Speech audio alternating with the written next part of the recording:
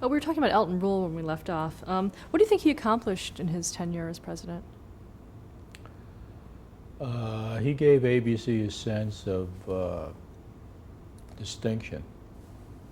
He was a great people person, built a lot of great morale, had a consistent point of view, was very upbeat and positive, and had a winning attitude. He also had great good looks. So he made great presentation. And when he first came in, I was always used to a line job.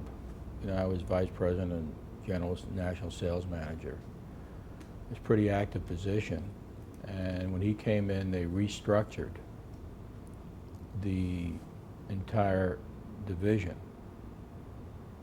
And I was given the job of vice president of planning, which is was not a line job. It was a strategic job to determine the blueprint of how ABC was going to become more competitive with the other networks. So I was kind of a support guy for Elton Rule, which is different than being in a line position and having day-to-day responsibility of making decisions, etc. So I wasn't too thrilled with that job when I first got it. And that was, I guess it was 1969. But the first thing that I got a charge out of in that job was endorsing the acquisition of Monday Night Football that Roone Arledge had come to Elton Rule with and was recommending that we replace 2 hours of prime time and put on Monday Night Football, which had never been done before on a regular basis.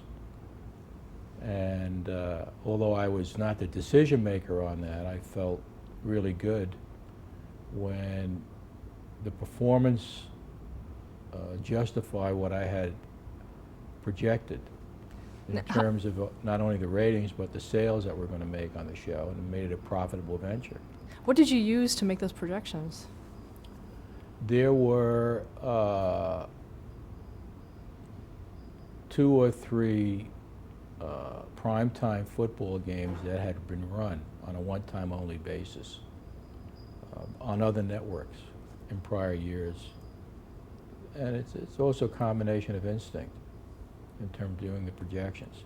And talking about sports, I'd like to back up a little bit. Under Tom Moore, who was very sports-oriented, I mentioned Ed Sherrick before. Ed Sherrick's company was producing Wide World of Sports. And ABC bought Sherrick and his company and brought that into ABC in the beginning. And Ed hired a guy called Roone Arledge from NBC who was doing the High Mom show, the Shari Lewis show, to become the producer of Wide World of Sports. And that was the beginning of ABC's dominance and input into the sports area. Up until that point, they basically hadn't been in sports. So that Wide World of Sports, NCAA college football, the American Sportsman, they began with the Innsbruck Winter Olympics in '64, which was the beginning of showing Olympics on a regular basis in prime time. They had Mexico City Summer Games, '68. And then that was followed up with the Munich Olympics, which was in '72, which obviously, you know, left a memorable mark on the American public because of the hostage situation. But that was the beginning of ABC's incursion in sports, where they didn't have to take a back seat to the other networks, because when you had a great sports event, all the stations carried it, not only your primary affiliates. So that was a major factor. So when Elton came in and Roone came to him with NFL Monday Night Football, we jumped on it and it became a major success. And it ran from '69 until 2006. What is that, 33 years? Well, no, 31, 37 years? They're about 37 years. And unfortunately, ABC gave it up next year, and it's going to NBC on Sunday night, and ESPN is taking over on Monday night. In terms of your VP of planning job, were there other areas of programming that you did similar things with? It was basically setting up types of shows, developing our own soap operas for the daytime that we owned, setting a goal of audience improvement, a modest goal of 5% a year. By the end of the third year, we'd be equal to the other networks.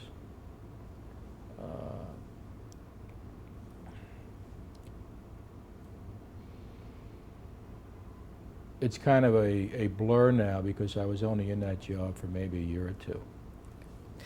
Let's talk about a job that you had in 1974 where you were named president of ABC. Yeah. How did that come about? I was the vice president assistant to the president.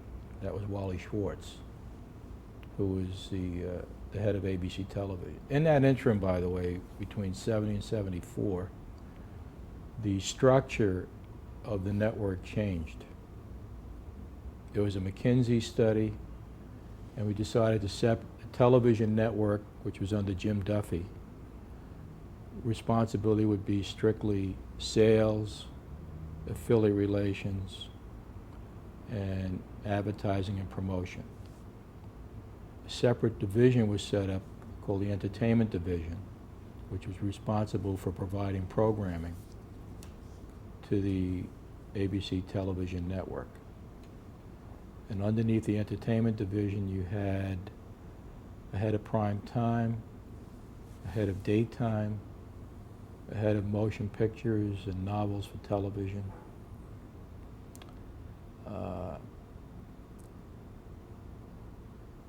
So you had a segmenting of responsibility, and the reason the Entertainment Division was set up was looking down the road that they would provide programming not only for the network, but for possible other sources. ABC Circle, which was an in-house production arm, subsequently was going to produce its own series that ABC would own. This is looking ahead to when the decree would change from the Justice Department. One might provide programming for cable. You know, it was, nobody knew it at the time, but that was the concept of setting up that division. So Wally Schwartz, who was over the division, had Jim Duffy was the head of the network. Marty Starger was the head of entertainment. And underneath Marty Starger, you had Barry Diller, who was the head of prime time. And reporting to him was Mike Eisner, who was supposed to be prime time development. And you had a gal running daytime at that time. No, it was Squire Rushnell, I think, was children's and daytime. And Brandon Stoddard was over motion pictures and novels for television. And I was, you know, Wally's assistant, and was kind of advising him without decision-making authority. And I also had the financial and business affairs area, which was underneath Mark Cohn, was reporting to me at that time. So, and we would do all the the financial planning and the projections. You do a 5-year projection, which meant anything beyond the first year was rolling the dice in terms of where you might come out. So that's where I was at the time. And unfortunately, Wally came out of radio. When Elton Rule moved up to become president of the company, he appointed Jim Duffy, who was then head of the television network, before the restructuring occurred. That went on for 2 years, and the network was not doing that well. And he appointed Wally Schwartz, pulled him from radio. He was running the radio group to run television. And I was like the bridesmaid sitting there twice. Then when the fall of '74 came around and ABC had gotten totally away from the urban type of programming, and it just fell on its tail. That was in the fall of '74. Barry Diller, who made an incredible contribution to ABC in terms of movies of the week. This is back in the late '60s and early '70s. Who was in charge of primetime programming, really didn't like, at that time, series programming. He didn't have a feel for it. So the programs they put on just didn't work. And because of that failure, and ABC was really a poor third at that time, after they had made strides under Rule and began to slip under Duffy and then slip further under Wally Schwartz, Elton called me and said, "Okay, smart ass, you wanted it, now you've got the job. Now run with it." Had you campaigned for it at all? Yeah, I had made my pitch a couple of times. You know, walked away without the trophy, so to speak. So when I got the job, it was like November of '74, just around Thanksgiving.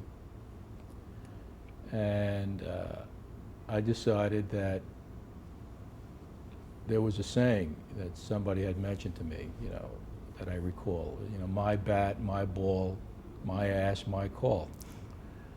I was going to take responsibility for the programs that went on the air and encouraged everybody to take risks and not be concerned with failure, and that I would take the responsibility.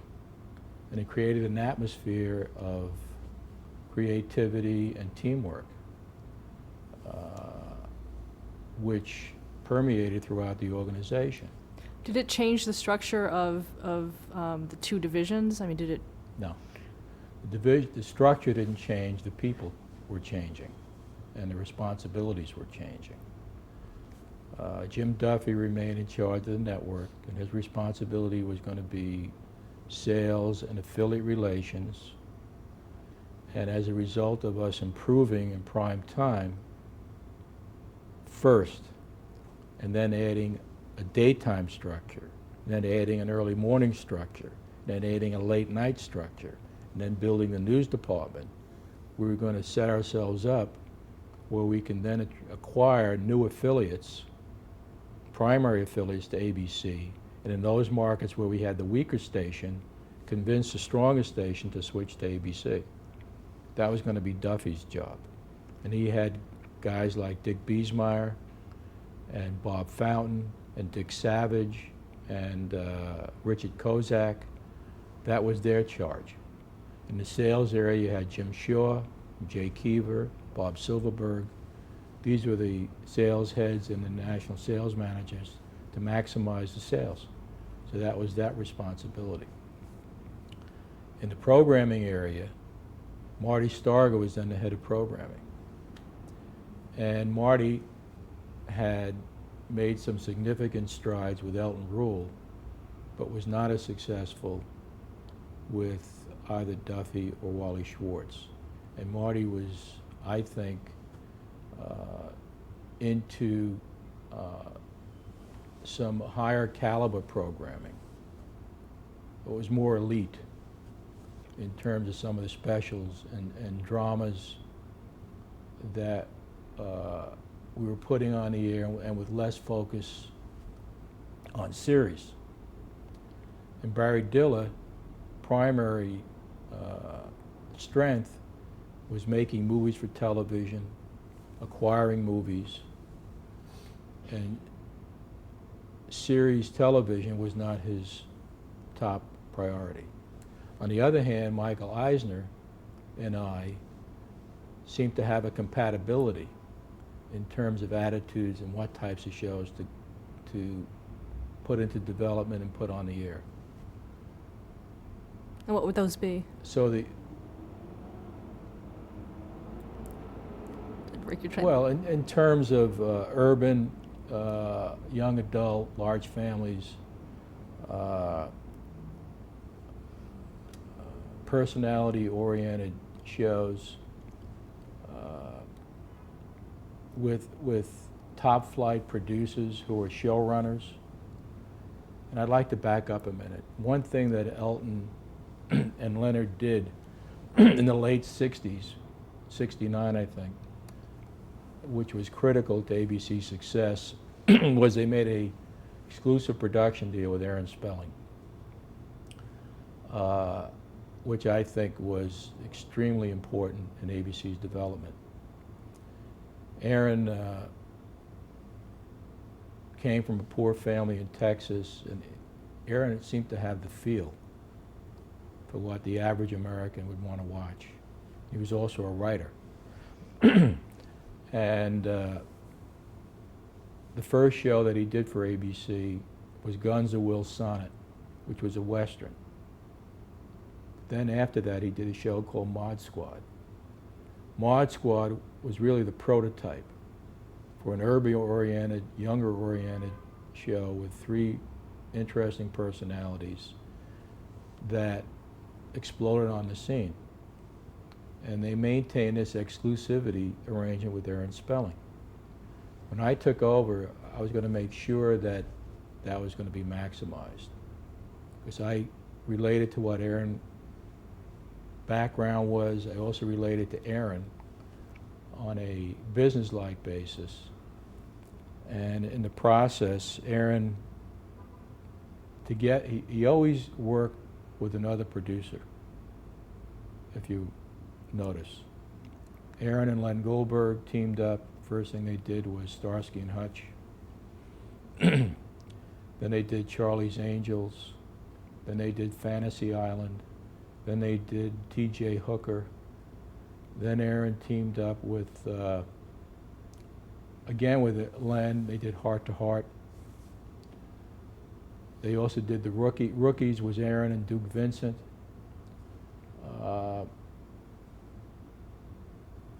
Then Aaron and Doug Kramer did Love Boat. Then Aaron and the Shapiros did Dynasty. I mean, there was like a dozen major hit television shows that all came about during my tenure. And these shows ran anywhere from 5 to 8 years, all of them. And they provided the foundation mostly for the post 9 o'clock shows. When I took over, there was a circumstance that occurred, it may have been luck or destiny or who knows.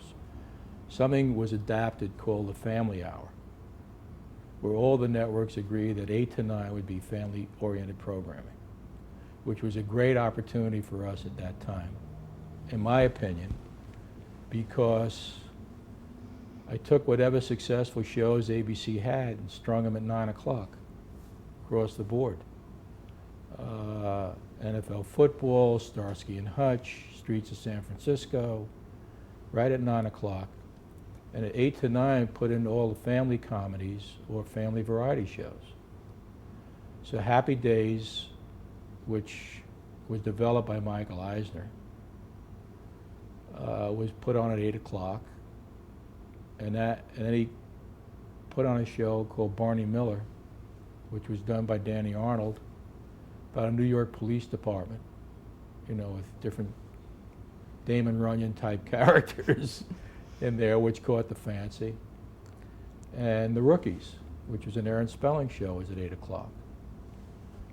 So in effect, what happened is mid-season, and Beretta was a 10 o'clock show with Robert Blake.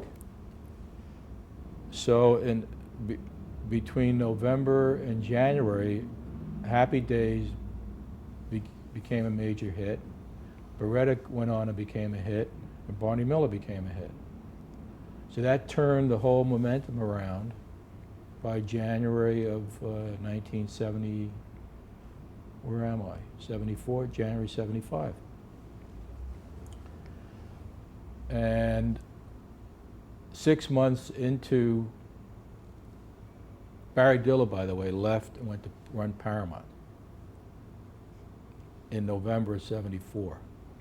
And Marty Starger went into his own production company. And Michael Eisner was running prime time. I happened to meet Fred Silverman at 21, and we were chatting, and I sensed that he was unhappy at CBS. Did you know him from before? Well, he did his thesis on ABC when he was in school, and he had interviewed me in my early years at ABC, so that's how I knew Fred. And I said, why don't you come over and become the president of ABC Entertainment? And I assigned Eisner to a 3-year contract before.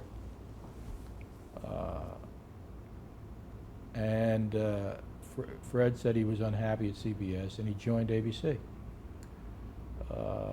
in the middle of 75. When the program schedule, we had already set the program schedule for the fall of 76, with Welcome Back Kotter, more of the that Jimmy Comack was producing, more of the inner city type of comedy that high school students would relate to, where you had John Travolta, you had a lot of other unique kids, each of whom had their own following. Were you aiming for a younger demographic than the other networks? Absolutely. Absolutely. Unabashedly, absolutely. No question. However, when you do those types of shows, you have to have some characters that appeal to more adults as well, so you have a balance in the ingredient. One of the series that we had committed to. By the way, while you're doing this, you're trying to keep all your executives happy. You know, and Roone Arledge, who had been very successful with sports, was getting antsy. And so I made a deal with him that we would put on a 1-hour variety show on Saturday night at 8 o'clock, starring Howard Cosell, and tried to emulate what Ed Sullivan did. And Arledge was going to be the producer, which was one way of keeping him happy at ABC, continuing to do sports, because we had acquired the rights to both Olympics in 1976. You know, the summer games from Montreal, and the winter games, again, was from Innsbruck. So when Fred came over, Silverman, obviously I tried to keep it going with he and Michael Eisner, which was kind of difficult at the time. But he and Tony Thermopoulos, who was in the program department, was given the assignment of being the executive to oversee the Saturday Night with Howard Cosell. And of course, Silverman was thrilled with the schedule, with the exception of Saturday Night with Howard Cosell. But, you know, we're trying to keep Howard happy, Roone happy, so we had an hour at Saturday night. It wasn't going to change the world. And the first players that they booked on the show were the not-for-prime-time players, who eventually became Saturday Night Live on NBC. However, the show didn't work. And in this business, if you bat more than 333, you're a big hero. 1 out of 3. Today it's like 1 out of 10, if it works. So anyway, where was I in the? You were sort of talking about Fred Silverman and bringing him on. Yeah, What was your relationship like? Your working relationship? we had a good one, very supportive. I gave Fred his head, particularly with the press. You know, let him take all the credit, all the visibility. We generally supported one another in terms of activities. Fred had a very short fuse, you know, with some people.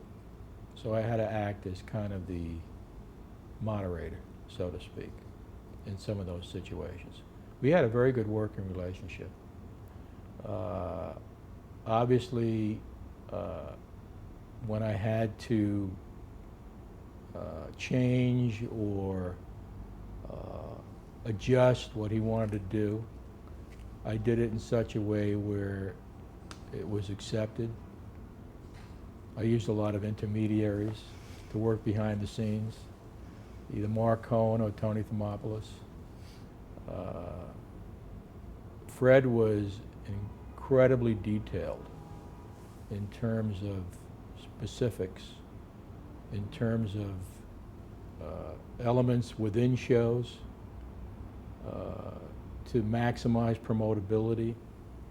He had a thing that he did, he called squares, where every day of the week the programs were filled in with the contents, the promotional things that had to be hit.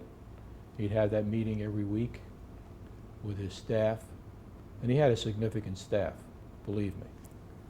You had, in the daytime, there was a gal named Jacqueline Smith. Children's, you had a guy named Squire Rushnell. The guy on scheduling was a fellow named Cy Amlin, who came out of research. It's a guy I worked for back then. In the primetime area, initially you had Michael Eisner, who lasted for a year, and then demanded to get out of his contract because he couldn't take it anymore. But underneath him, you had you had Brandon Stoddard, who was overseeing motion pictures for television and novels. Steve Gentry, who was over the dramatic area. Steve, unfortunately, was killed in an airplane accident. You had Marcy Carsey, who was over the comedy area. She had a fellow named Tom Werner working with her. So you had a well-rounded staff of people who were executing all along the line. You know, it wasn't a one-man operation, which people in the press like to talk about. Okay, let's it was stop. a team. Let's stop there to change the tape.